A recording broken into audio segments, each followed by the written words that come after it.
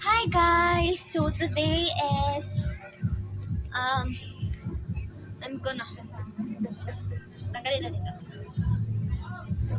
So ayun, ang gagawin natin for today's video kasi ngayong araw na to is 24 and it's 7:30 p.m. in the evening. So kapag kinabukasan ay kapag na 12 a.m. na, 12 noon, ganun. Ay, kapag noon kasi hapon siya, bobo.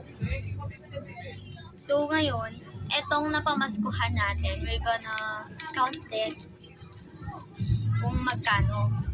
Napamaskuhan ko to dun sa side ng father ko. Doon lang sumama ako kasi doon sumama, wala akong ganitong money.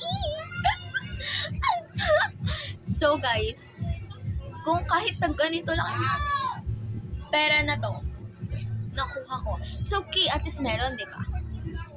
So, we're gonna 1, 2, pero 600 lang. 1, 2, 3, 4, 5, 6. Yung 40 kasi, nagastos ko na siya kasi kaganina, madaling araw, nag-commute kami ni Julian.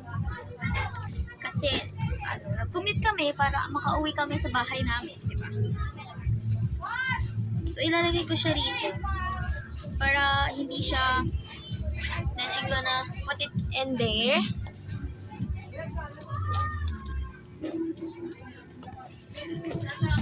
I don't know if maayos ba itong outfit ko today.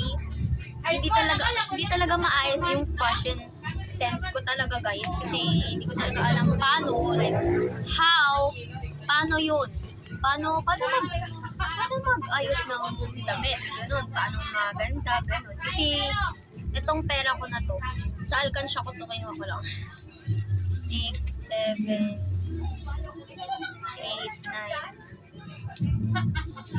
9, 990. Kulang siya ng 10 para maging 1K. Hindi ko na lang siya ilalagay sa Alcansya. Dapat, sabi ni Mama, yung Alcansya raw ni Papa, doon ko na lang daw ilagay yun. Pero, I decided na wag na lang kasi nangangalawang yung pera doon. So, hindi ko lang siya gagawin.